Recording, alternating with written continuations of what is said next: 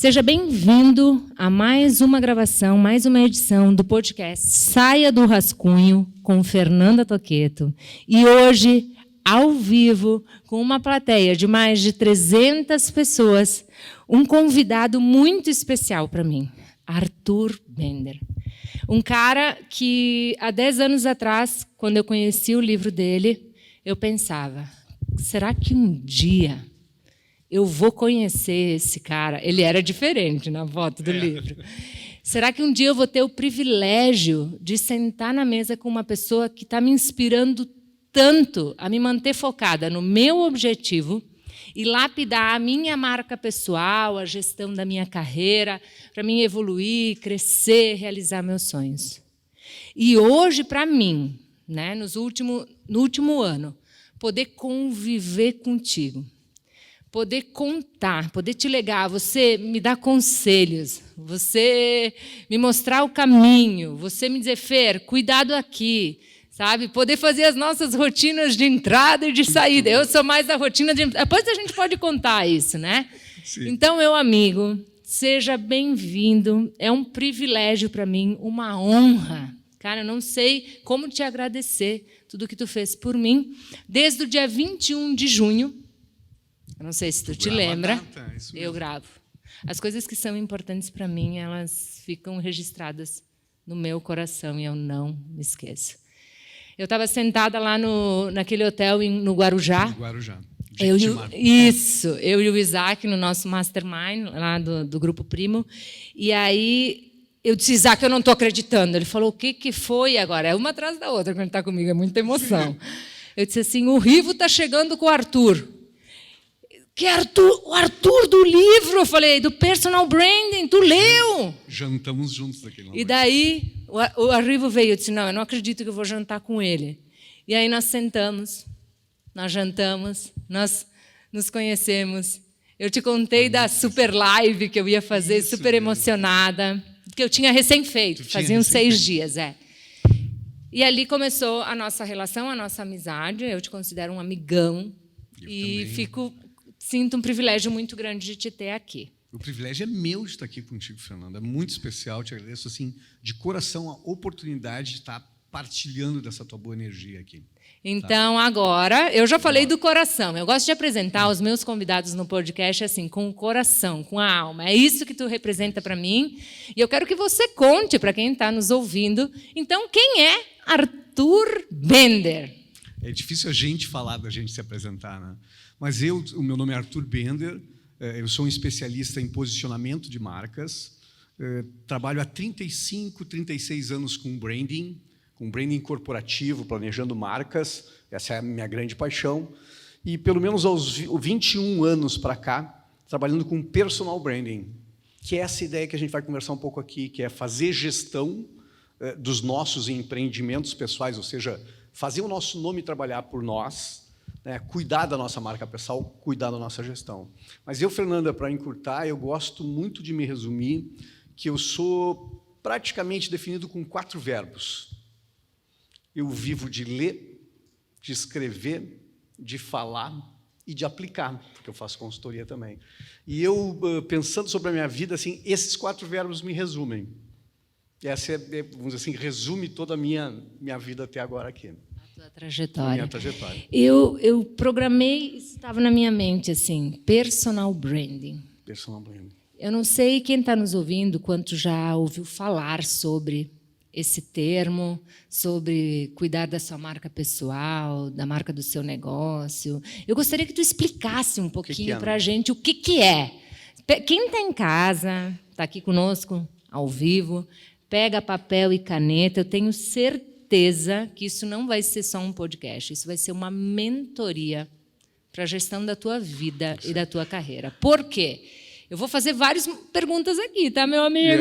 Eu estou abrindo o coração. Então, eu vou fazer algumas perguntas para inspirar as pessoas dentro aqui da tua metodologia e algumas que eu tenho curiosidade, assim. Okay. No meu momento de carreira, eu sei que você passou por várias coisas que eu estou sentindo e eu quero botar elas no jogo para você me aconselhar aqui, ao vivo, e contribuir com a carreira dessas pessoas que estão nos ouvindo. Fechou? Então, vai ser um bate-volta. Nós vamos lá para a vida, nós vamos vir para o negócio, e vamos lá. E eu quero que você me fale, então, aí explicar para a gente assim, sobre esse conceito e como se aplica na vida de quem está nos ouvindo, que é autônomo, que é empreendedor, que faz parte de um negócio, como tudo isso se traduz na nossa vida, personal branding. Perfeito.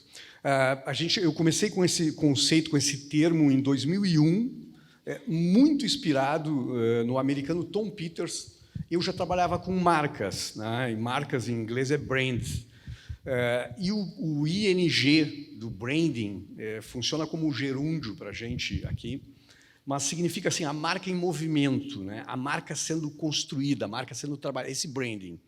E lá em 99, muito tempo atrás, alguns não eram nascidos aqui certamente, em 99, mas em 99 o americano Tom Peters disse o seguinte, ó, cada um de nós é um empreendimento. E o Tom Peters era um cara muito focado em gestão, e ele diz o seguinte, ó, esse empreendimento precisa de gestão. E ele escreveu um livro chamado The Brand You, A Marca Você, que foi revolucionário naquele tempo.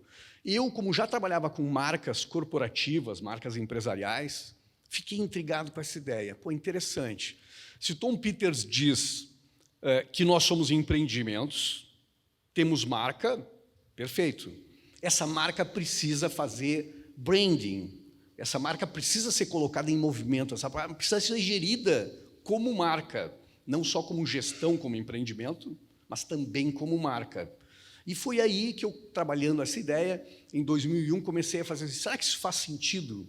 Será que se eu pegasse algumas personalidades famosas na época e fizesse pesquisa de mercado, aplicando as mesmas técnicas que eu usava para grandes marcas corporativas, nessa época, em 2001, eu tinha feito um grande planejamento mundial para a Telefônica de Madrid, fazendo a unificação da marca em 16 países da Europa e da América Latina, que foi um grande trabalho em 2001.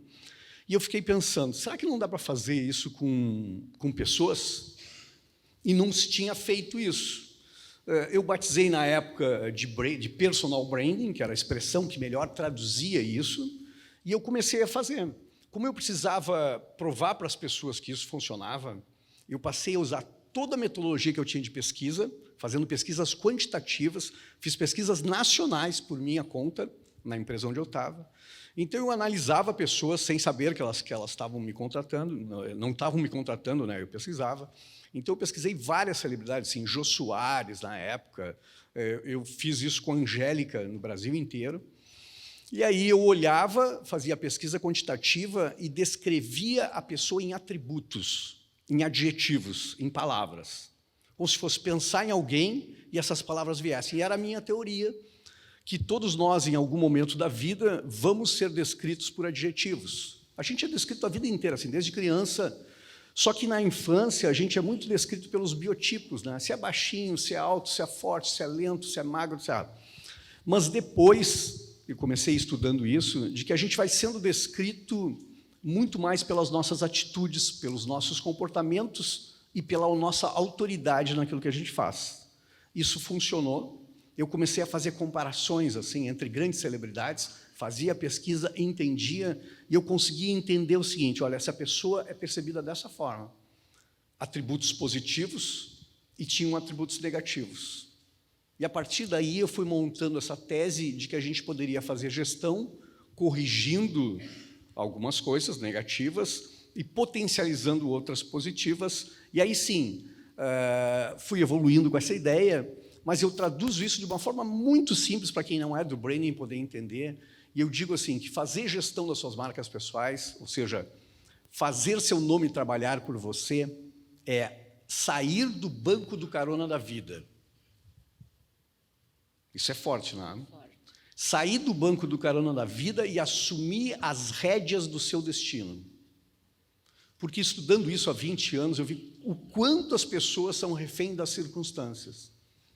Ou seja, elas vão, não deixa a vida me levar, vida leva eu, uma coisa meio Zeca Pagodinho, e as coisas vão acontecendo. E é óbvio, vocês podem estar pensando que a gente jamais vai ter controle sobre algumas coisas que acontecem nas nossas vidas. Mas refletir sobre a vida, se planejar, se questionar, né? Pensar, refletir, se perguntar, é o que nos dá um pouco de controle sobre os acontecimentos da nossa vida. Então, acho que, te resumindo, o personal branding é isso: assumir as rédeas da sua vida e colocar intenção no seu projeto, para poder ser reconhecido da forma como gostaria de ser reconhecido. Vamos lá. Por onde eu começo?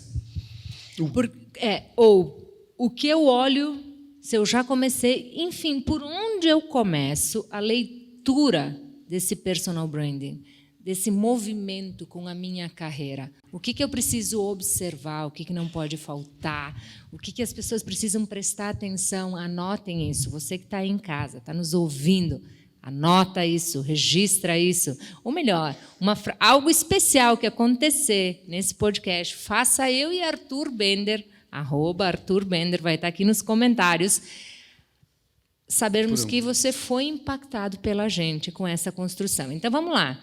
Personal branding, você explicou. Ok, você disse, não são só sobre empresas, são sobre marcas pessoais. Você desenvolveu uma metodologia e testou, validou, aplicou ao longo desse tempo. Inúmeras pessoas vêm sendo impactadas com o livro, com a metodologia, tua mentoria, tudo que você conduz. E nós que estamos aqui, e que fizemos um pouco, queremos evoluir naquilo que já fizemos. Por onde começar?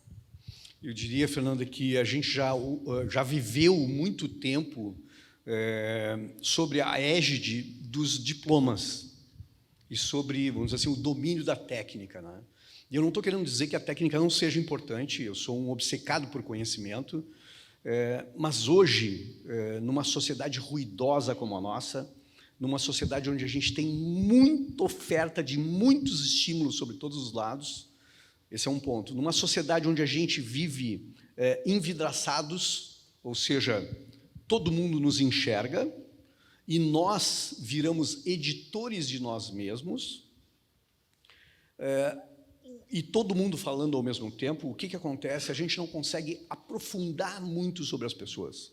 Embora a gente consiga fazer uma pesquisa no Google com o nome de cada um, a gente não consegue ir muito além disso, porque as pessoas não têm tempo, a gente vive numa sociedade ansiosa. Então, de certa forma, o jogo dos diplomas nos levam até um certo ponto. Depois desse ponto, a gente entra no campo das percepções. E essas percepções importam muito hoje em dia, porque a gente não consegue aprofundar muita coisa. A gente não consegue chegar no médico em alguns minutos e perguntar onde é que ele fez a pós-graduação dele, onde é que ele fez a especialização, me mostra o teu diploma, me mostra as tuas notas. A gente acaba comprando o periférico, a gente acaba comprando percepções. Então, importa muito a técnica? Demais, obviamente que importa, mas estamos no campo das percepções, onde eu compro um conjunto todo que envolve o branding, que envolve a apresentação, que envolve a percepção de autoridade. Essa percepção de autoridade eleva o valor ou diminui o valor? Eleva a sensibilidade ao preço ou diminui a sensibilidade ao preço? E por isso vocês constatam na vida real que muita gente tecnicamente muito bem preparada é um fracasso na vida.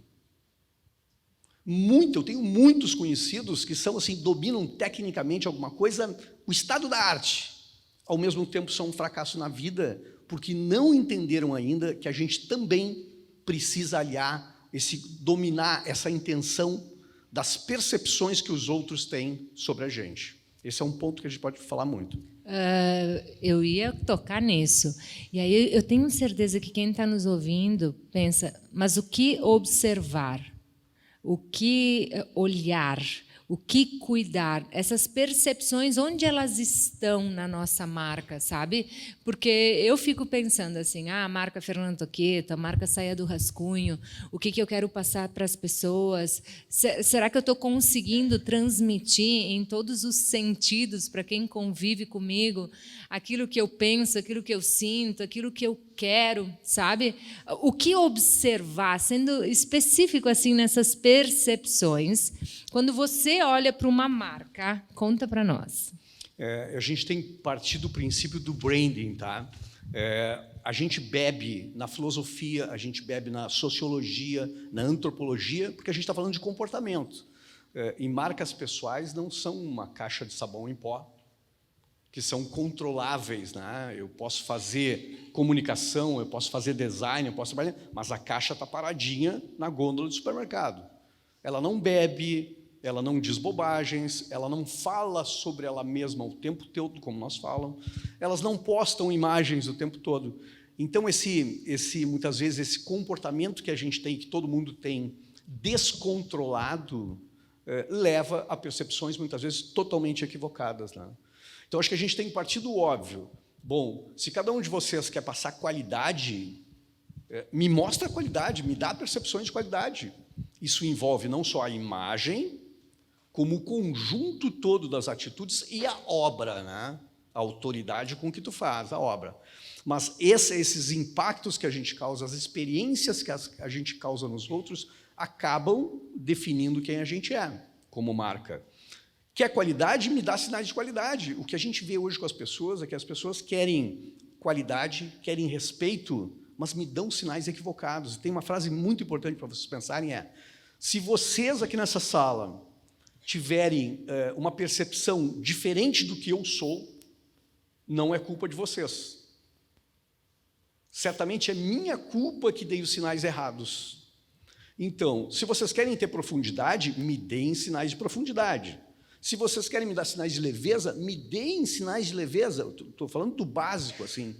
Porque muitas vezes a gente olha para as pessoas amigas da gente, a gente olha, a pessoa diz uma coisa, que ela é o que ela gostaria de ser, mas a gente não consegue compreender como marca. A gente olha, a imagem é diferente e as atitudes são diferentes.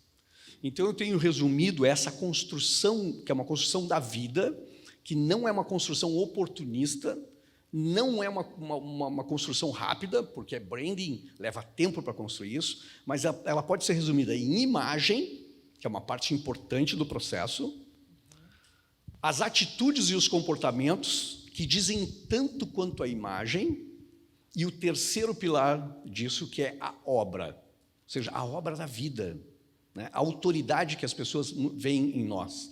Porque a gente pode ter uma pessoa com uma belíssima imagem, e vocês devem ter passado por isso, né? A gente, em 5 minutos de uma reunião, destruiu a imagem. Porque a gente ouviu 2 ou 3 frases que ficaram dissonantes, né?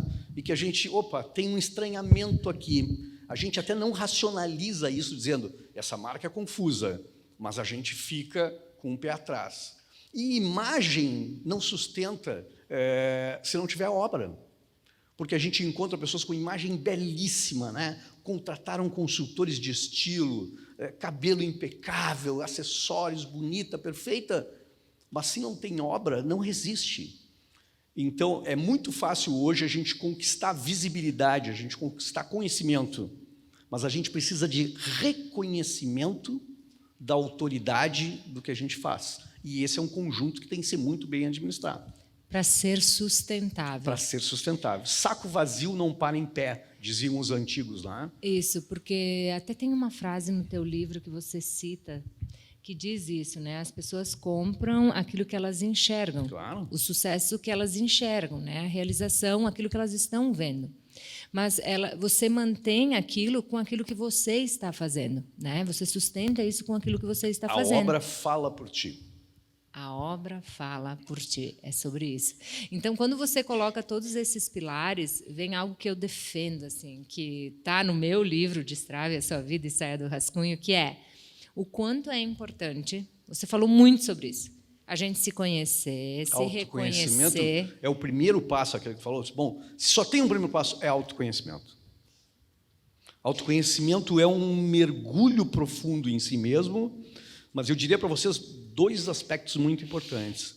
É um mergulho em si mesmo, para entender quem eu acredito que eu sou, com os meus passivos, com os meus ativos, com o meu talento, com as minhas vulnerabilidades, com as minhas fragilidades, mas também compreender a mim mesmo no meu contexto.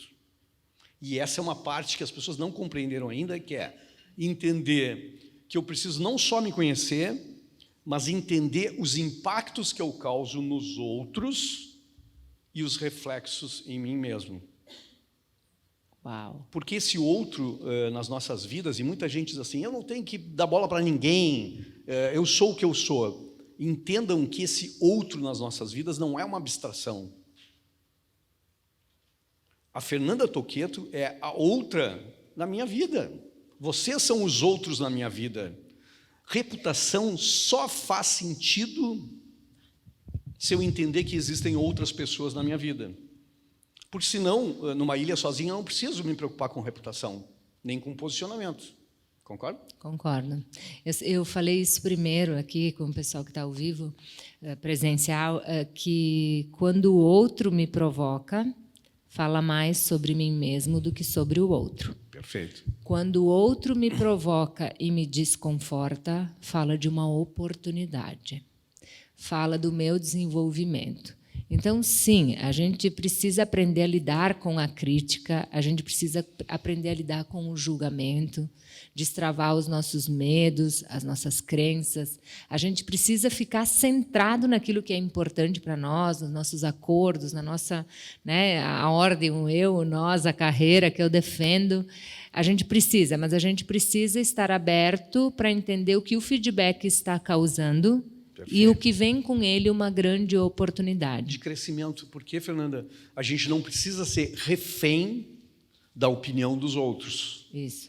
Mas eu só consigo compreender os meus talentos e as minhas qualidades, inclusive, se eu olhar para o outro. É com o olhar do outro que eu encontro a minha própria singularidade. Porque se não houvessem outros, eu não ia compreender a minha singularidade. Vocês compreendem?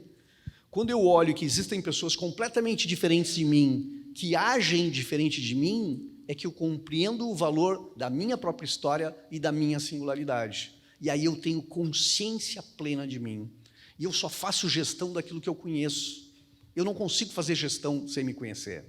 Fazer imagem sem autoconhecimento é péssimo. É missão impossível. É missão impossível, porque a gente vai copiar os outros. Algum consultor de estilo vai dizer assim, ó, corta o cabelo assim, ajusta assim, mas eu não sei se isso serve para mim ou não. Uhum. É só quando eu me compreendo como indivíduo, com a minha singularidade, ou seja, a minha identidade, pelo ponto de vista do branding, só depois que eu mergulhei nas minhas raízes, compreendi minha identidade, eu consigo trabalhar a minha imagem. Uhum. E aí... Porque senão vira imagem de político, né? Vira ajusta a roupa, mas o sujeito não tomou banho. Ou seja, é só a copa da árvore, mas as raízes estão podres, né? É isso aí. E aí nasce a obra. Quando isso, skin the game, né? Quando você sente que você está num processo de autoconhecimento, de evolução, de cura, quando você percebe a tua evolução, você se abre para receber feedback, para evoluir, para melhorar, para se desenvolver, você está preparado para fazer algo que vira uma obra. É né? Isso. Algo que você cresce, compartilha, que impacta mais pessoas, seja dentro de uma empresa, seja no teu empreendimento, aonde for, porque daí você conseguiu transcender. Aí você faz algo maior, aí você deixa um legado, aí você constrói uma jornada de valor. Porque esse autoconhecimento, Fernanda, implica numa série de porquês. Tem um livro chamado Porquê, do Simon Sinek, que vocês conhecem, que é muito famoso. Nesse livro eu falo de significado, e ele foi editado exatamente quando o Simon Sinek lançou o livro Porquê. E por isso que eu não cito Simon Sinek aqui, porque os livros saíram quase juntos. Mas quando eu leio o livro do Simon Sinek, o porquê que ele está dizendo, o porquê da minha vida é o meu significado.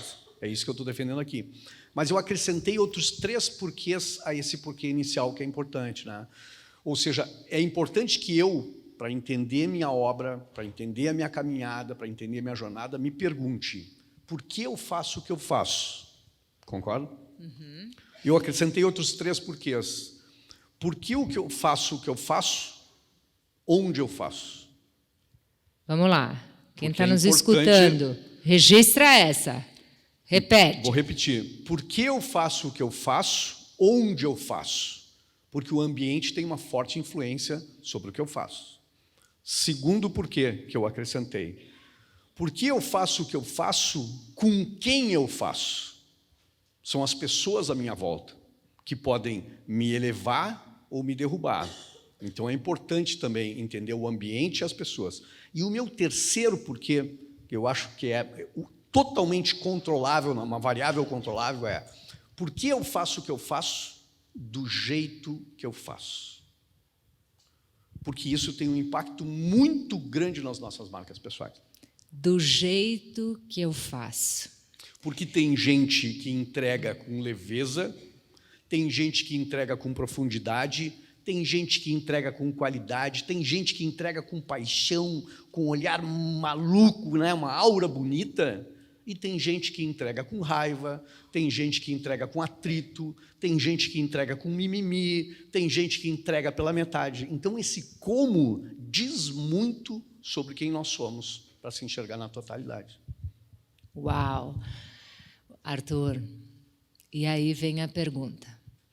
Eu me conheço, eu me reconheço, construí a minha obra, ou estou perto de construir a minha obra, porque acho que tem uma coisa ali no construir a obra que é extremamente importante. O que me diferencia? Eu tenho certeza que as pessoas que estão nos ouvindo se perguntam: por que eu e não você? Por que o meu produto e não o do fulano? Por que trabalhar nessa empresa? Por que eu vou ser selecionado? Por que não? Entende? O que, tipo assim, o que diferencia, né? Eu penso, minha marca, o que me diferencia? O que faz uma marca, de fato, começar a se diferenciar no ambiente onde ela está inserida? Diferenciação é o fundamento mais sagrado do branding. E o ser humano comete uma coisa muito estranha, que é ao contrário disso, porque, do ponto de vista da marca, eu deveria acentuar a minha singularidade. Concorda? Sim. Porque marcas só existem para criar desigualdade entre coisas aparentemente iguais. Pensem nos advogados, pensem nos médicos, pensem nos arquitetos. Se todos eles se comportarem iguais, forem iguais, tiverem entregas iguais, eu não consigo escolher, a não ser pelo preço mais barato. E é isso que acontece no mercado corporativo.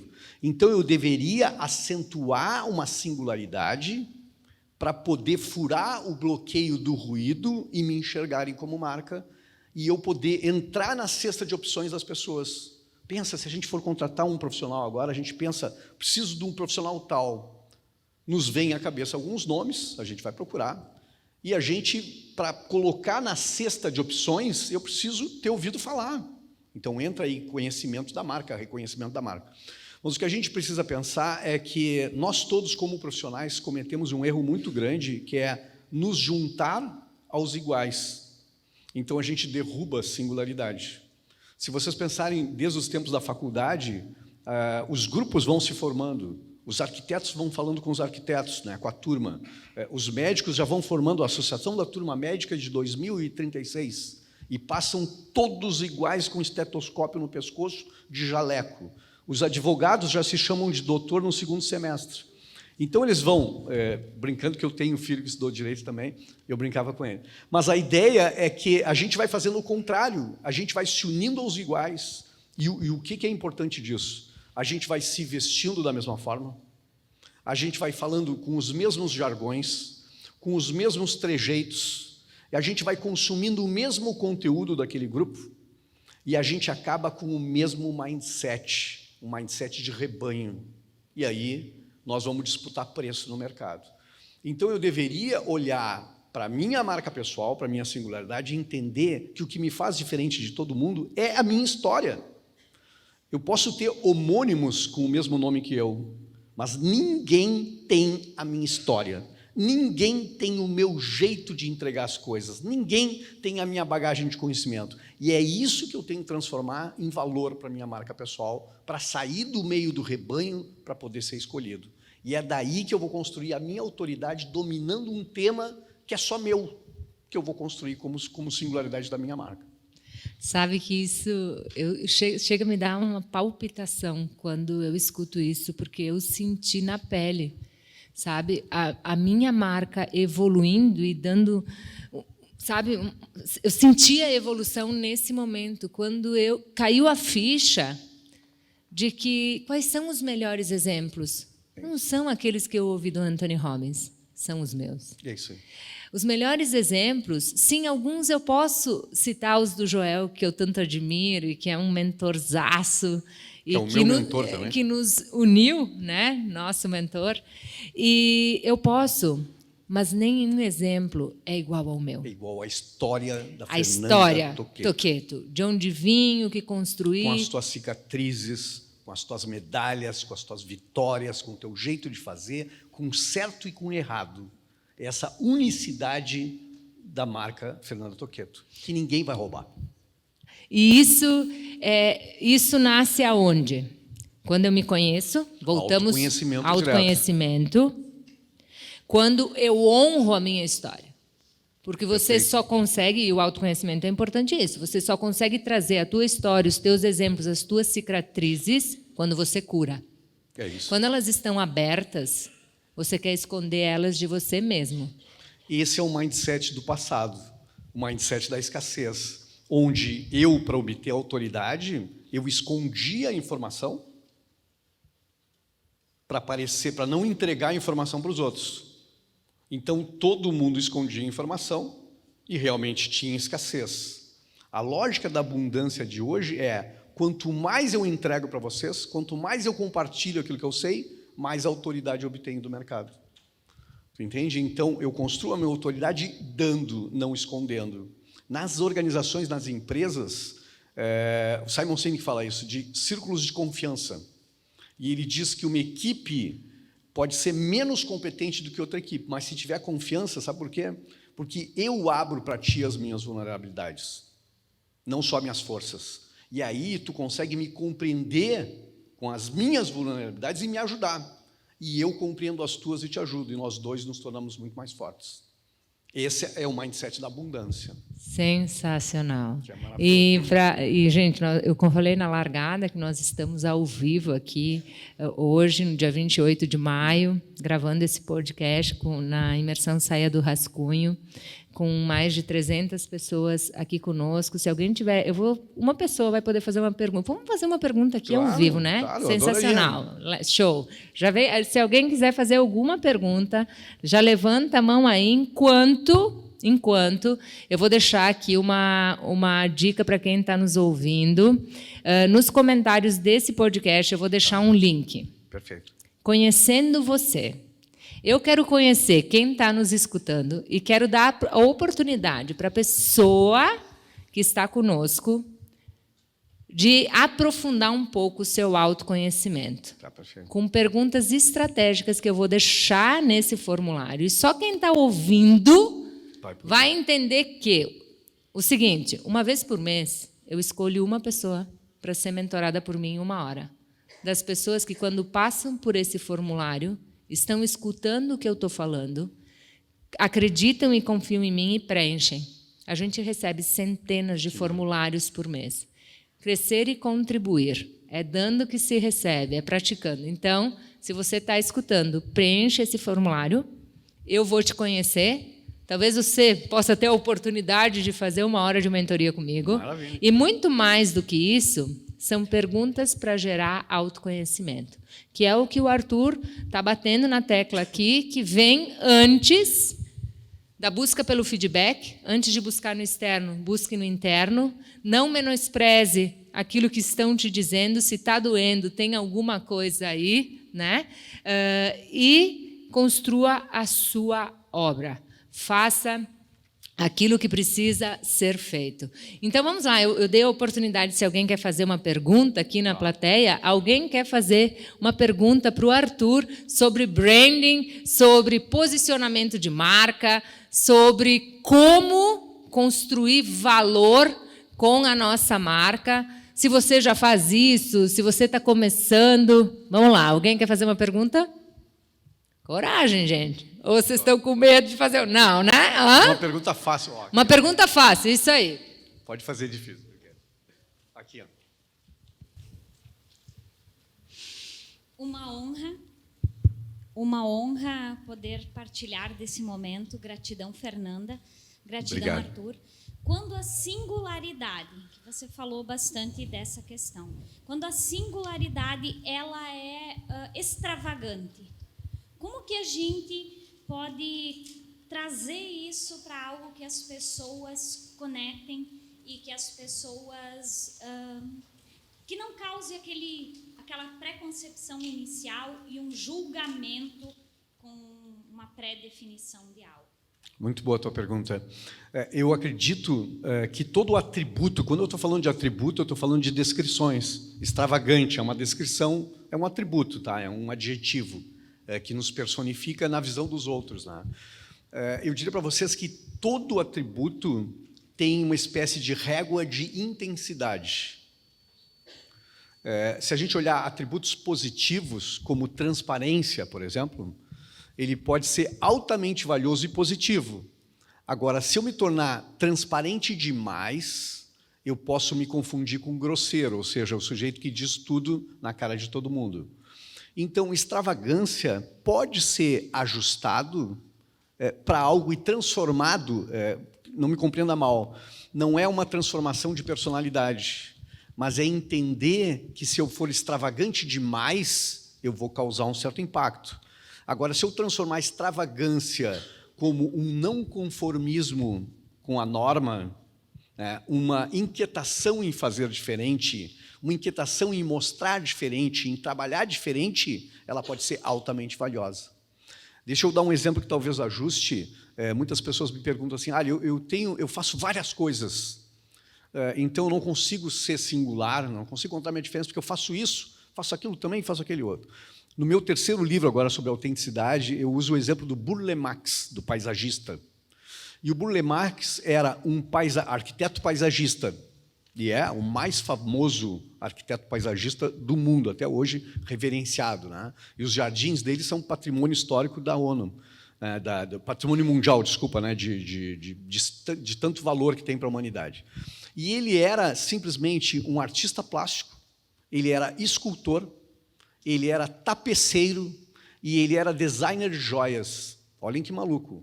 Então, se a gente conhecesse... E ele era arquiteto e era paisagista. Então, se a gente conhecesse essa pessoa, a gente dizia assim, esse cara é um sem noção, né? Porque ele é todas essas coisas. Agora, quando a gente junta essas coisas, como infernizando essas coisas, ele fez jardins que eram joias. Ou seja, ele usou o designer de joias para construir jardins que eram joias. Ou seja, jardins que eram esculturas. Então, ele conseguiu, inconscientemente ou conscientemente, juntar algo que era negativo, visto como negativo, fazer muitas coisas diferentes. Ele uniu tudo isso e se transformou, e isso foi a singularidade dele. Entende? Então, eu posso unir coisas aparentemente díspares e me tornar único. Eu posso fazer da extravagância a minha unicidade, desde que eu regule isso de forma positiva no impacto das pessoas. Consigo te responder? Uau. Todo atributo pode ser ajustado, trabalhado para transformar em negativo, transformado em positivo. Porque a pessoa não vai ser outra pessoa. E algumas coisas só com terapia, muitos anos para fazer isso. Mas eu consigo trabalhar a percepção de um jeito positivo, desde que eu tenha consciência disso. Arthur, eu falo demais aqui. Sensacional, não, é incrível te ouvir, assim, ecoa muitas coisas na minha mente. O marketing digital, ele está numa batida gigante, principalmente nos últimos 5 anos. Tem uma transformação absurda. Eu vejo que o que nós falamos aqui é a essência do marketing, é a base. É aquilo que não pode faltar. É aquilo que muitas vezes, pelo resultado, sabe a fome do resultado? Faz com que as pessoas passem por cima. Ou não, eu não sei. Eu estou te questionando como você vê marketing estratégico, planejamento, todas as frentes para você, de fato, mostrar aquilo que você faz, quem você é, levar a tua imagem, levar o teu negócio. E como lidar com tudo isso? Porque as promessas, sabe? Como tudo isso se encaixa? Porque a pessoa começa a estudar, começa a ver um monte de coisas, quer fazer milhares de coisas, não está fazendo o óbvio. Eu sempre retorno aos fundamentos. Eu sempre retorno aos fundamentos. E a gente pensa assim, nessa explosão que existe do digital, o digital é mais uma possibilidade, o digital é um meio, uma ferramenta da gente poder fazer. Mas o primeiro ponto é a gente entender, e muita gente tem esquecido isso nesse momento, que nós não somos digitais. Nós vivemos no mundo real, né? O digital é um meio de eu poder atingir mais pessoas, um meio maravilhoso de eu atingir mais pessoas. E se eu voltar ao fundamento do marketing, lá do Kotler, eu comprei meu primeiro livro do Kotler em 1980, metade não era nascido aqui ainda, e ele é ainda o pai do marketing, e a definição clássica do fundamento de marketing é criar, comunicar e entregar valor a um determinado segmento de público. Criar, comunicar e entregar valor a um segmento de público. Então, a gente está falando de entender a demanda pelo que eu entrego, criar, compreende isso, comunicar muito bem e entregar a um determinado segmento. Se vocês olharem o fundamento de posicionamento, eu não quero ser técnico aqui, mas de uma forma bem simples, é representar alguma coisa para alguém. Quando eu entendo esse conceito, o que eu represento? É a minha pergunta. O que eu represento? Para quem tem valor isso? Então, representar alguma coisa para alguém é se posicionar. É quando eu me compreendo o que eu faço e compreendo quem tem interesse nisso para poder entregar. Então, esse é o fundamento. E para a gente tirar os fundamentos, mas falar uma coisa bem simples, o marketing hoje, as pessoas têm olhado muito mais para a comunicação da coisa, ou para o growth, né, para fazer crescimento, do que para compreender fundamentos. E eu diria para você, assim, de uma forma bem popular, e é bacana de ouvir isso, que é, o marketing seria o convite para jantar, tá, para alguém. O branding é as razões para aceitar o convite. Pensem sobre isso. Repete. O marketing funciona hoje como o convite para jantar. O branding, as razões para ir jantar. O que está por trás. É o que está por trás. Muito então, bom. de certa forma, o branding serve para tornar vendas irrelevantes ao extremo.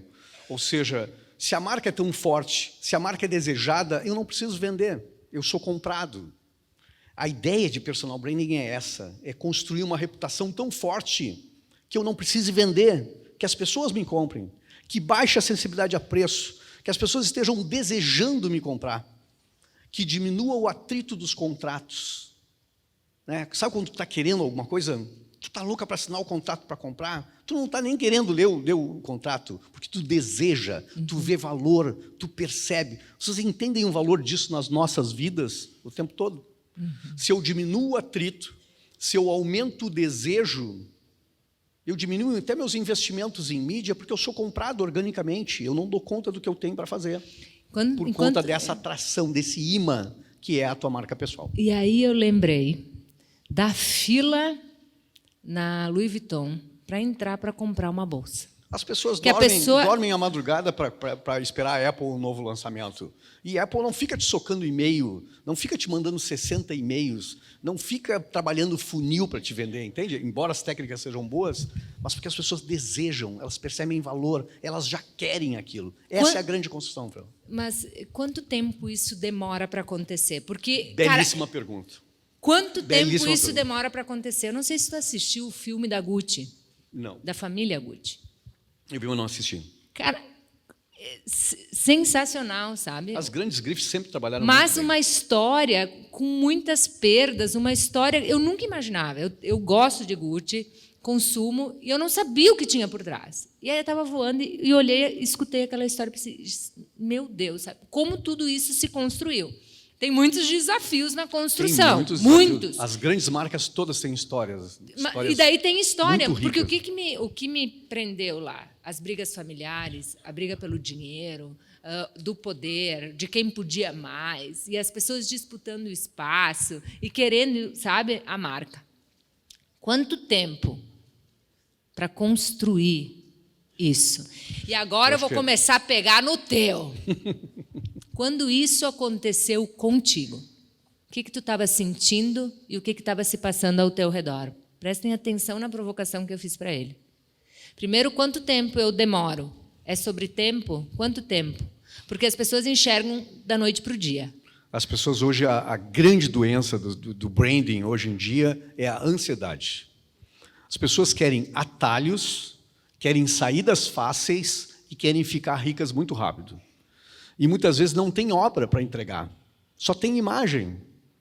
Então, querem, não querem atalhos. E a metáfora para vocês entenderem é que uma marca é mais ou menos como uma grande árvore, né, como uma árvore frondosa, um carvalho. Um carvalho, a semente do carvalho leva 7 anos para sair o primeiro broto, enterrando raízes para poder ser forte. E as pessoas têm uma ansiedade muito grande assim de querer fazer sucesso em 3, 4 meses. E tu não dá tempo para construir a marca. Os modelos oferecidos pelos especialistas, muitas vezes a pessoa fica 2, 3 meses tentando, estou fazendo desse jeito, não está dando certo. Muda o meu formato, vou tentar outro jeito. E aí, quando eu poderia ser no 31º dia que eu ia comprar, porque eu estava me acostumando, marcas precisam de repetição, marcas precisam de coerência, marcas precisam de consistência. Faça pouco, mas faça sempre e na mesma direção. As grandes marcas que a gente venera hoje, elas foram construídas em décadas. Não existe marca famosa que tenha ficado sustentável em 1 ano, 2 anos, 3 anos. Essa é uma construção da vida com coerência e com consistência. Então, eu te diria assim, que para o carvalho ficar frondoso, precisa de décadas. Quando ele é pequenininho, a gente vai e quebra com uma mão. Quebra, fácil, o vento quebra, a gente tropeça e quebra. Essa é a metáfora para as nossas marcas. Então, quando eu dou tempo ao tempo, eu adubo, eu cuido, eu rego, eu vou na mesma direção, eu dou tempo desse carvalho se fortalecer. Aí ninguém mais me derruba. E aí eu dominei alguma coisa. Eu dominei um tópico. E pensando isso, a gente precisa, na construção da vida, perguntar assim, o que eu vou representar daqui a 10 anos? O que eu vou dominar? Porque, profissionalmente, todo mundo acaba fazendo a mesma coisa. Eu estava dando uma aula para a Valquíria, nossa colega de Mastermind, e a gente estava falando sobre fisioterapeutas. E todo mundo, os fisioterapeutas, trabalham com a dor, né? O alívio da dor, mas as dores podem ser no corpo inteiro. Então, se eu quiser segmentar e dominar alguma coisa, eu vou ter que me especializar num tipo de dor, num tipo de parte do corpo da dor, porque senão eu vou ser igual a todos os fisioterapeutas. Então, quando a gente está falando de uma marca longa, eu preciso pensar o que eu vou dominar dentro da minha especialidade. Que espaços tem que só eu consigo fazer? O que eu faço com maestria? O que eu faço com excelência? E o que eu associo ao meu nome dentro do que a gente faz? Então, acho que essa construção não pode ter pressa, não pode ser ansiosa, porque não tem atalhos. E essa construção precisa ter um cuidado muito especial. Eu me vi fragilizada na minha construção em alguns momentos, a partir das marcas que eu buscava me associar para fazer o que tinha que ser feito. Porque é comum, né, Fernanda? A gente olha para o mercado, quem está fazendo o que eu faço? A gente fica olhando para o mercado e fica meio obcecado, e a gente fica numa certa falácia que é copiar o líder. Porque, inconscientemente, a gente vai pensando, o melhor cara do meu mercado é o que eu deveria copiar. E eu fico pensando, se eu copiar, eu só estou tirando o valor de mim, porque ele, como líder, tem muito mais visibilidade, e eu vou ficar sempre menorzinho perto dele. Então, eu deveria contrariar o líder do meu segmento. Eu deveria fazer totalmente diferente ao líder do segmento. Ou seja, o que a gente fala em branding corporativo, criar um oceano azul para mim. Sair do oceano vermelho de preços e criar um oceano azul só para mim. Eu chamo isso de um monopólio temporário de valor. Só eu domino desse jeito que eu faço aquele tópico, aquele tema. E aí, isso é um conjunto de movimentos que a gente deve fazer em torno da nossa marca. Você já falou... Uma orquestração. Assim. É orquestral, em torno da nossa marca, desde o nosso autoconhecimento, o nosso conhecimento, a nossa comunicação, a nossa imagem, a nossa coerência. Tudo levando as pessoas a nos reconhecerem pelo mesmo ponto. entende? As experiências que eu proporciono, a minha narrativa, os meus produtos, os meus serviços, eu vou conduzindo as pessoas pelos sinais para que eu não precise dizer o que eu faço para elas. Elas me reconhecem por esse conjunto todo, elas percebem, elas interpretam. O que a gente faz normalmente é uma esquizofrenia. Mas isso é inconsciente coletivo? Porque eu fiz isso. Sincronicidade. A gente dá sinais contraditórios. Aí a gente tem amigos assim, a gente olha, a gente é amigo da pessoa, conhece há 10 anos, mas eu não entendo muito bem o que ele faz. Não tem amigos de vocês assim? A gente pensa, será que é isso ou é aquilo? A gente conversa, ele diz uma coisa. A gente olha o site e diz outra. A gente olha as redes sociais, opa, eu acho que não era aquilo que eu pensava. A gente tem vergonha de perguntar. Porque se a gente já conhece a pessoa há 10 anos, assim, é uma vergonha eu perguntar do que tu vive. Mas eu não consigo entender os teus sinais. Essa é a esquizofrenia das marcas. Eu já cometi um erro em que eu me senti, no momento da minha carreira, com uma marca que não estava transmitindo aquilo que eu estava sentindo e pensando, e eu estava numa confusão muito grande no meio dessa jornada de transformação, porque eu acho que você falou... É fácil da gente se perder. Porque a gente olha para um, a gente olha para o outro, a gente pega o componente desse, o componente daquele, daqui a pouco a gente não está representando absolutamente nada. Eu me perdi porque eu coloquei produto na frente de marca, eu fiquei aficionada em algumas regras daquela, se você quer fazer, faça isso e faça mais aquilo, e você tem que fazer desse jeito. E se me dizem, sabe como eu funciono, né? Eu faço. Então, eu paguei muito para ver, sabe? O que eu hoje consigo, através da metodologia, trazer para as pessoas, que é poder refletir de fato o que você quer, que caminho você tem que perseguir, o caminho está na atitude, mas o caminho está na paciência e investir certo. Coerência e consistência. Coerência e consistência. Coerência, consistência, congruência. Né? É isso aí.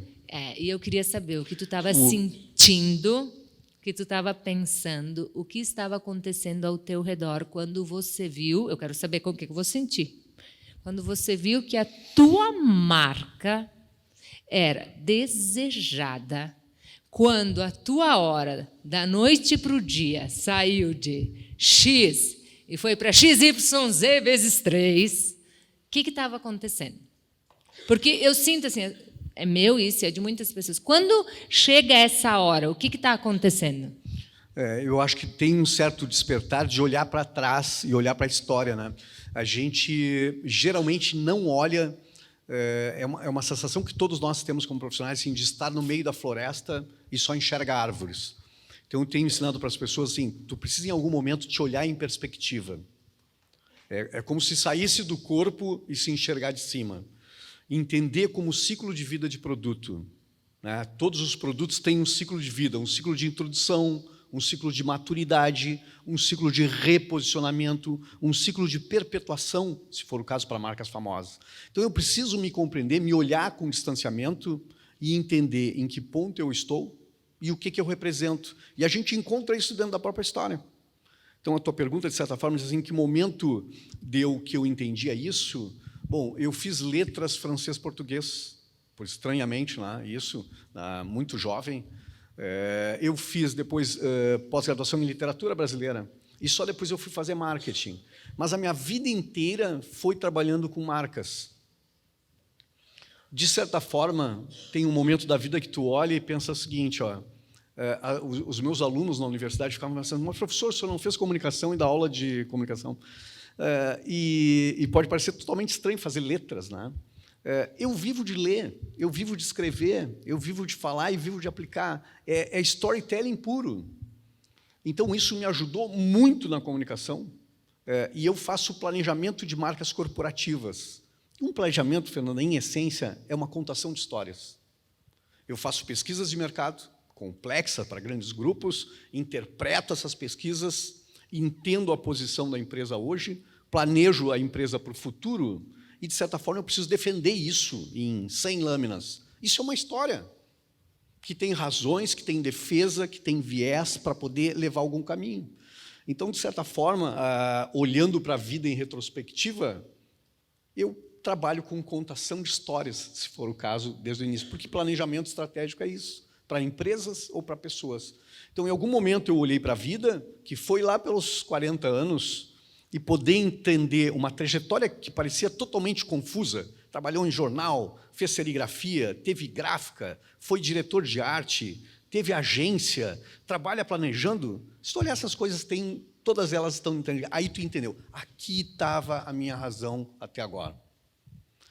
E eu diria, Fernanda, que a KeyJump, que é a empresa que eu tenho que planeja marcas de pessoas, de empresas, tem hoje quase 15 anos, e eu nunca prospectei nenhuma empresa.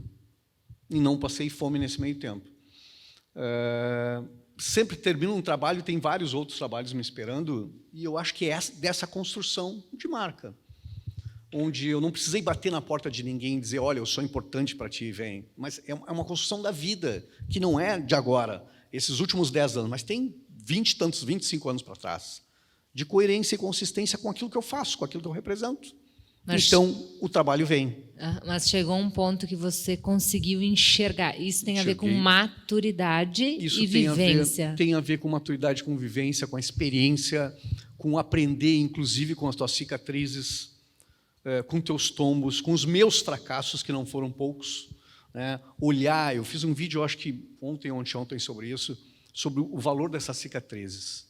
Sobre o valor, a gente pode ter 2 opções na vida. Eu tive muitos fracassos, muitos tombos, muitas quedas, muitas reinvenções.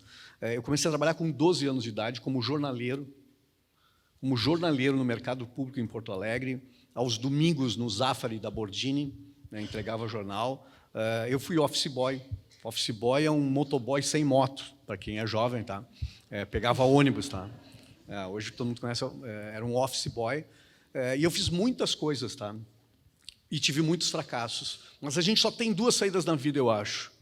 Olhar para os fracassos e criar um câncer, guardar no peito essa dor do meu fracasso, da vida que não me deu oportunidade, fui traído, não me compreendiam, e ficar com um amargor desgraçado dentro do peito e morrer de câncer, ou a gente compreender a beleza dessas cicatrizes e transformar esse valor para as nossas vidas. As grandes marcas corporativas do mundo que a gente ama tiveram grandes quedas. Isso aí. A Apple, que é uma das maiores empresas do mundo, que passou a casa de $1 trilhão, quase quebrou quando o Steve Jobs saiu.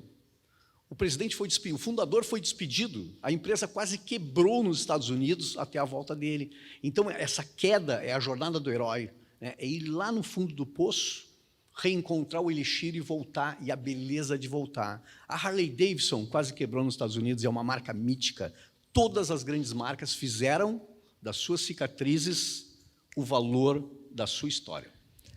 Das suas cicatrizes, o valor da sua história. Da unicidade, da singularidade, daquela cicatriz que só tu tem. E eu falo também da beleza de quem já caiu e conseguiu se levantar. Só quem já caiu aqui sabe a força transformadora que tem de conseguir ir à lona e levantar e continuar na tua jornada. Uma lona, uma queda, um fracasso teu, topa compartilhar, uma trava, algo que depois de você ter chegado ali, porque eu acredito assim, ó, que com os desafios, com o próximo nível, vem novos desafios.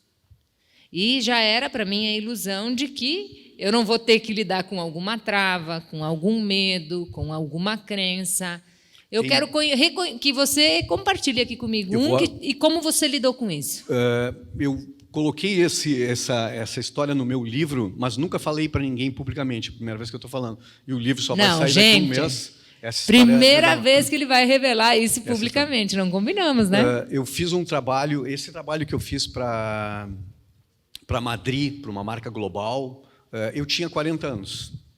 Tá? Foi muito interessante. E planejar uma marca global, né, pegar o avião e fazer apresentações em Madrid, me deixou assim, me achando o pica das galáxias, não sei se pode dizer palavrão, né, mas achando assim o fodão dos fodões assim do branding, e todo mundo me reconhecia, um trabalho grandioso.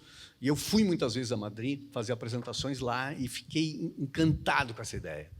E logo em seguida, eu tomei um tombo muito grande na minha vida, que foi voltar com o prestígio de ter feito isso. E aí houve uma possibilidade de conexão entre a minha agência, onde eu era sócio, e uma agência mundial, uma das maiores agências do mundo. E eu tive a possibilidade de falar com o grande CEO da América Latina dessa agência para fazer uma fusão com a minha agência, uma conexão que na época era altamente estratégica. E eu olhei para isso como uma oportunidade brutal, né? Peguei um avião, fui para São Paulo, fui mega recebido assim como um rei dentro daquela corporação, uma sala de um presidente assim gigantesca, uma coisa, o topo do mundo. Esse cara me recebeu muito bem, me tratou muito bem, e ele me estimulou a contar tudo. Eu contei tudo que eu tinha feito, todo o trabalho. Eu abri os nomes, eu abri tudo. A minha vaidade me fez entregar tudo.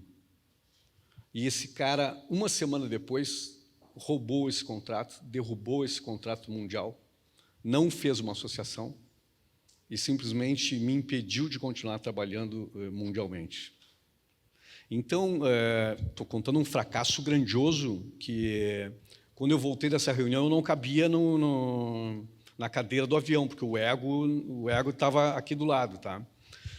E esse tombo me deu um baque muito grande, e durante um bom tempo eu travei, para o teu destrave, com raiva do acontecido, acreditando assim ao tubarão, né? Eu como um sardinha negociando com um tubarão, e eu acreditava, olha o maluco, eu acreditava a ele a safadeza empresarial, a destruição desse valor, e eu botei na minha cabeça que eu não era um cara de negócios. E durante muito tempo eu passei isso, assim, eu sou um bom planejamento, mas não sou um cara de negócios. E só um tempo depois, muito tempo depois, muitos anos depois, eu passei a estudar sobre viés de confirmação e comecei a entender o seguinte, eu não aprendi com esse erro, porque eu continuava acreditando a minha queda ao caráter do outro, e eu não tinha feito uma autópsia com isenção das minhas facas nas minhas costas, né, das digitais. E aí o seguinte, eu comecei, depois de um tempo, a entender, quando o viés de confirmação é uma coisa que a gente olha para a história da gente e a gente, de certa forma, esconde um pouco a sujeira embaixo do tapete e a gente tenta ajustar a história passada àquilo que a gente gostaria que fosse. Então, a gente mente para a gente mesmo. Não foi culpa dele, ele era um canalha, o mundo dos negócios é assim, só tem gente canalha, mas eu não olhava para mim. Então, o aprendizado é se olhar em isenção, tirar o viés de confirmação e pensar o seguinte, o quanto eu fui estúpido em tentar fazer uma negociação com um líder global sozinho. Eu não contratei advogados, eu não fiz nada, porque a minha arrogância era tão grande de me achar o pica das galáxias, que eu ia fazer um negócio global sozinho. E eu tomei um tombo. Então, anos depois, eu consegui entender as minhas digitais nesse negócio, e que a grande fonte disso foi a minha própria arrogância. Não é que eu não seja um cara bom de negócios, eu só fui arrogante. Eu subestimei a situação e superestimei a minha capacidade de negociar com um tubarão. Foi isso. Hoje eu tenho como aprendizado. Certo. E você estava onde quando você teve esse insight? Se desenvolvendo? Foi no dia a dia? Eu diria, foi escrevendo sobre isso. Sou escrevendo e lendo sobre isso que eu consegui entender. Olha, eu não aprendi, porque erroneamente, a gente diz assim, a gente aprende com os erros. A gente não aprende com os erros. A gente aprende não cometendo os mesmos erros. E a gente aprende fazendo uma autópsia dos erros. Entendendo o seguinte, o que eu tenho de responsabilidade nisso? Porque eu joguei toda a culpa no sujeito. Ele foi um canalha. Mas eu não fiz a minha parte, para não deixar ele ser canalha, entende? Sabe como nós psicólogos chamamos isso de escrita terapêutica. Interessante. E dentro da metodologia eu convido sempre as pessoas a terem o seu diário de bordo, para fazerem as suas escritas terapêuticas, para registrarem aquilo que elas estão decidindo fazer, mas que elas possam olhar para aquilo que já aconteceu, né? Eu acredito que a gente... E transformar isso em coisas boas, né? Porque às vezes a gente olha para trás e escamoteia o passado, né? Isso, e por isso que, como nós abrimos aqui hoje essa imersão, eu trouxe muito a questão de se perdoar, aceitar aquilo que eu não mudo, que faz parte da técnica 3D, e aprender de fato com aquilo que me aconteceu. E não é sobre o que eu vejo na superfície. Aí eu cresço, né, Fernanda? Eu acho que quando eu faço isso, aí eu consigo realmente crescer com os meus erros. Né? Daí eu começo a despertar meu potencial, eu começo a despertar meu próximo nível, as oportunidades, e as coisas vão acontecendo. Então, sim, foi no momento de introspecção, de autorreflexão. Escrevam. Vocês que estão nos ouvindo, escrevam sobre as suas dores. É uma grande forma de você se conectar com a verdade, porque a verdade só você, o teu travesseiro e os teus sapatos sabem. E quando você encara a verdade, você começa a transformar a tua realidade. Então, você falou aqui para a gente sobre construção, nós já estamos aqui... Eu nem marquei o tempo, é uma satisfação te ouvir, flui. Né? Eu penso, meu Deus, quanta coisa eu poderia... Eu adoro falar sobre isso, eu falaria a noite inteira. Eu matava vocês cansados, mas eu adoro falar. E aí você começou a crescer. Vou fazer mais... Posso mais umas duas perguntinhas? Fernanda. Você começou a crescer, ocupar outros patamares, reergueu desse tombo, começou a ter fila de espera, como você acabou de colocar, né? Pessoas me esperando, pessoas querendo o meu trabalho, se tornou uma marca desejada. E eu falo muito sobre performance e produtividade. Tá? Performance e produtividade. Vamos começar pela performance. Saúde, hábitos. Que hábitos não faltam na tua vida e que te ajudaram a chegar onde você chegou? Pô, pergunta difícil. Eu acho que 2 hábitos do ponto de vista assim da saúde e de manter a cabeça boa. Eu caminho muito, eu corri muitos anos, né? Não consigo mais correr porque tenho dor nos pés. E hoje eu caminho bastante, tá? E eu acho que as minhas grandes sacadas, os meus grandes momentos sempre foram caminhando ou correndo. O esporte. No esporte. Eu tinha o hábito eu dou palestras pelo Brasil inteiro, mas onde eu ia, eu podia chegar assim, 1h da manhã em Vitória, no Espírito Santo, botava calção, corria 1 hora, voltava, o pessoal do hotel achava maluco, mas fazia isso, limpava a cabeça, abria, tinha insights, tinha ideias maravilhosas. Então, isso é do ponto de vista assim, da saúde, é o que eu faço hoje caminhando, tá? E procuro caminhar quase todos os dias, pelo menos 1 hora. E do ponto de vista da mente, eu jamais deixei de ler. Eu tenho 2.000 livros, mais de 2.000 livros em casa. Eu tenho livros assim dos meus 14, 15 anos, muitos livros, e eu, quando tenho dor de cabeça, leio. Quando eu estou feliz, eu leio. Quando eu estou triste, eu leio. Quando eu estou desmotivado, eu leio. Quando eu estou motivado, eu adoro sentar para ler. E acho que, de todos os patrimônios que a gente tem, esse é o patrimônio que ninguém nos tira, que é o patrimônio do nosso conhecimento, né? Daquilo que a gente absorveu desse conhecimento. Podem nos tirar a casa, o carro, a roupa, perder tudo, mas não me tira o que eu já sei, né? O que eu absorvi.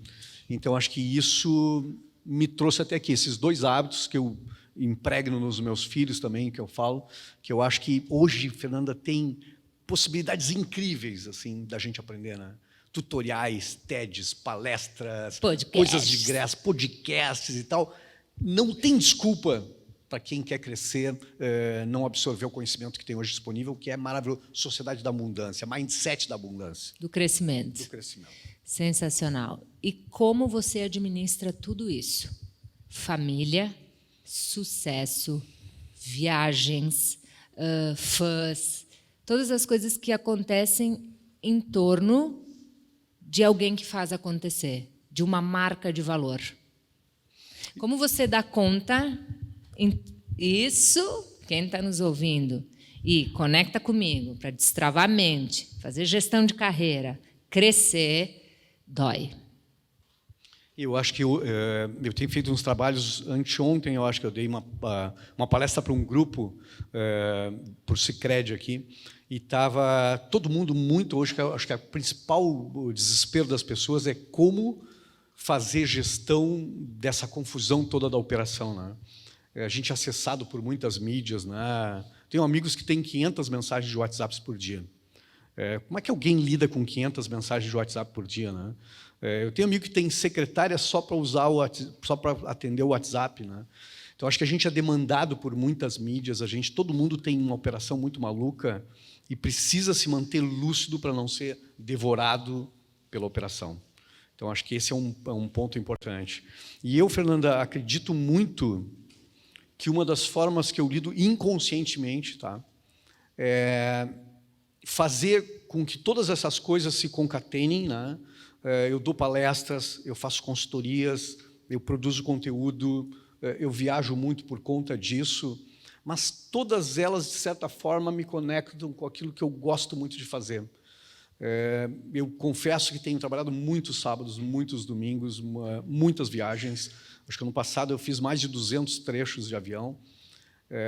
Tenho 4 filhos, né? Tenho 2 empresas e toco coisas, e produzo livro, está saindo o 3º livro. Então, assim, gerir tudo isso tem sido altamente complexo. Eu dou pequenos sprints, assim, de às vezes uma semana trancado num hotel no fim do mundo, para poder escrever, assim, acordar e dormir escrevendo. Gosto de fazer esses sprintzinhos, assim, e é como eu consigo fazer. Mas tem um ponto que eu acho que é importante a gente pensar, que é a denominação que eu gosto muito e falo o seguinte sobre ela, a denominação do Domênico de Masi, do filósofo, sobre realização profissional. E ele diz o seguinte, eu adoro essa frase, já devo ter repetido para 200 pessoas, que é quando eu não consigo mais reconhecer as fronteiras entre trabalho, aprendizado e diversão. E eu crio uma espécie de círculo virtuoso da vida. Quanto mais eu leio sobre esse assunto, eu estou aprendendo. Mas não é pesado para mim isso, aprofundar minha técnica, porque eu adoro isso. Então, quanto mais eu leio, eu melhoro a minha maestria, a minha técnica nisso. Quanto mais eu me aprofundo nisso, domino a técnica, mais fácil fica resolver grandes questões complexas sobre esse tema. Quanto mais eu resolvo grandes questões complexas sobre esse tema, mais valioso eu fico, mais autoridade eu ganho, mais me pagam sobre isso.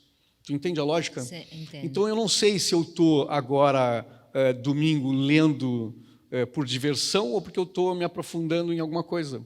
É divertido, é bacana, é aprendizado, vai melhorar minha técnica. Então, eu acho que é isso. Não reconhecer mais as fronteiras entre trabalho, aprendizado e diversão. Para mim, isso é um nirvana do reconhecimento que faz com que tu tenha vários braços acontecendo, mas elas não são um peso na tua vida. Me deixa 2 dias sem fazer nada, eu enlouqueço. Eu preciso fazer essas coisas, além de todas as coisas da família. Te né? entendo.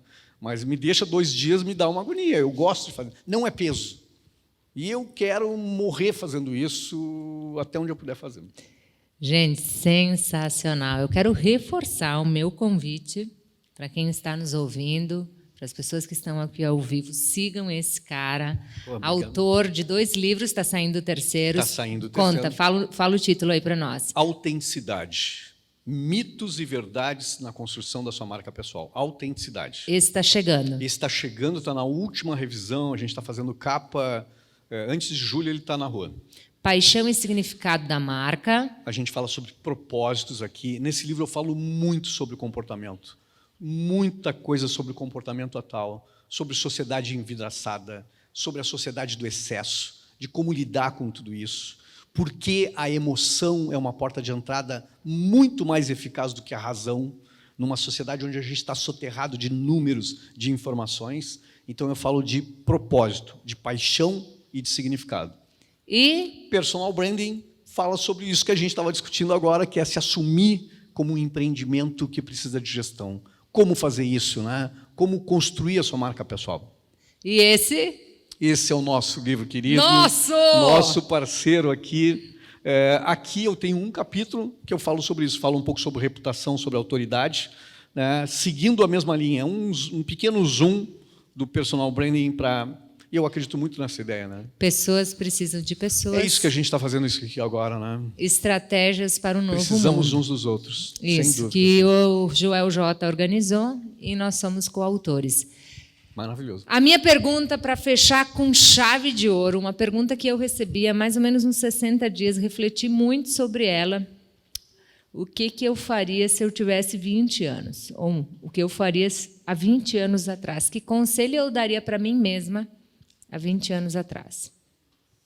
Que conselho Arthur Bender daria para si mesmo se ele tivesse hoje na largada, na flor da idade, para a sua vida, para a sua carreira, sabe, lá no começo, assim, o que você diria?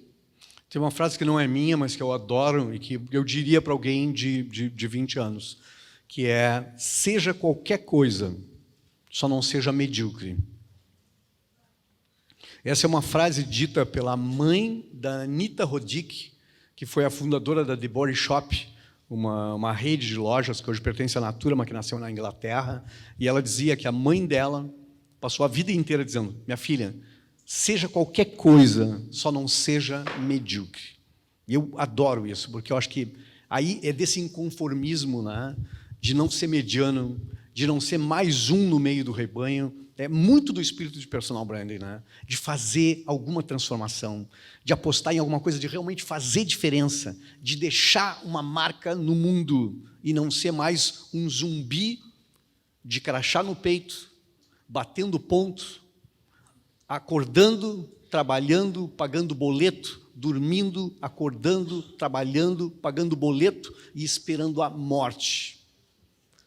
Então, a ideia é que a gente possa fazer alguma transformação na vida, em última instância, para ter histórias para contar na velhice, para ter legado, para se olhar no espelho e dizer: eu não me conformei, eu não fiquei no meio do rebanho chorando porque a vida não dá, eu não fiquei no meio do rebanho reclamando do governo, das pessoas não me compreendem, das empresas que não me entendem, não têm valor. Eu fui lá e fiz alguma transformação, não sendo mais um medíocre.